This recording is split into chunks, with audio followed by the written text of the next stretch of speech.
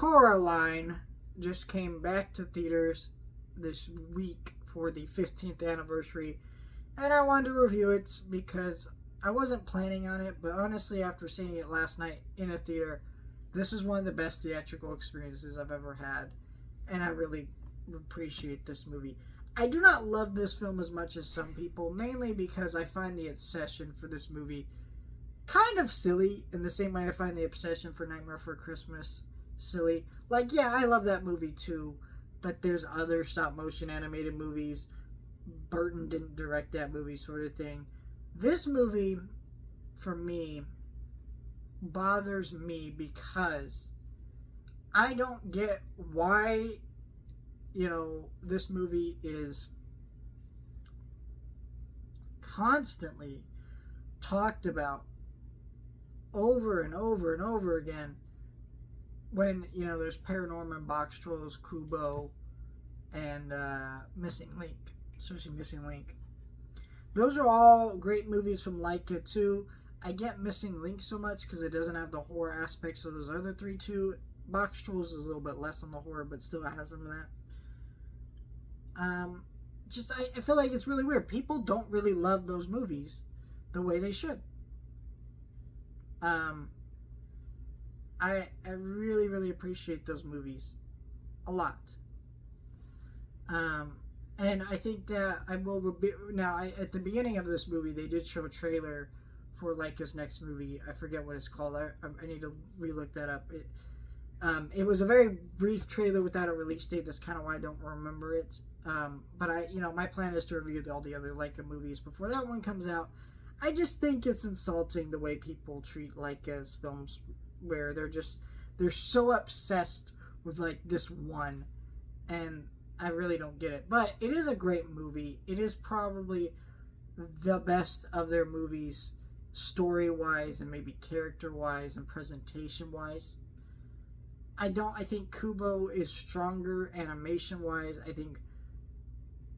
Actually, I'll say character-wise, I prefer Paranorman. But in terms of story, I prefer this movie more. I think this movie is a really great imaginary world throughout it. And seeing it in 3D was really cool because I didn't know this. Well, I think I did, but I didn't pay much attention to it. They did actually remaster this film. Now, when I said they remastered, I didn't really believe it because I have the 4K Blu-ray. That's a 4K remaster. It literally came out 2 years ago.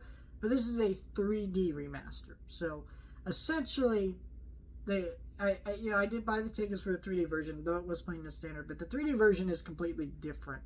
This movie was actually originally made in 3D and made to be seen that way. And when you watch it, it's a completely different, otherworldly experience throughout this entire film. And no pun intended, right? Because part of this movie is going into another world. It's just great. And I think it's really great the moments when you first enter into the... I think what it really does is adds to the way this movie is set up. Essentially, you got Coraline, who's really bummed about her mundane life, and then she gets trapped in this other world place, and with this other mother and all this stuff, right? And when she starts going into that other world and you start seeing the wonder and excitement in her eyes and all this stuff going on, the 3D pops out at you. And then the horror aspects pop out at you. But the mundane scenes don't. And I think that's what really works for this movie, is making the other world seem more scary and unnatural, but also seeing it more wondrous through the 3D. It's really fantastic. It's a fantastically directed animation-wise movie, but also just really well directed via Henry Selick. And the score for this movie is really great. And just, there's a lot of themes you can dig into about being adolescent, maybe embracing your parents a little bit more, being more understanding. Because, when I'm younger, I feel like when I was younger watching this movie, I kind of agree with Coraline more. You're like, Mom, Dad, you're not really being fair. You're not being fun, And then now that I'm older, I'm like, yeah, I feel the dad. Like, hey, he's just trying to do his thing he needs to do for work. They're just trying to make ends meet, And so, I don't know. I also think there's a lot of other subtext in this movie. Also, I always forget how scary this movie is. Legitimately, like, you know, I like the ghost children. That's scary as fuck for a little kid. I don't know. It's a really terrific um, movie. Like, I get why you all like it. I just feel like it's so weird that, like his other films, get ignored, and this is the one that gets all the special re-releases constantly. Like, yeah, let's not just re-release this movie over and over again.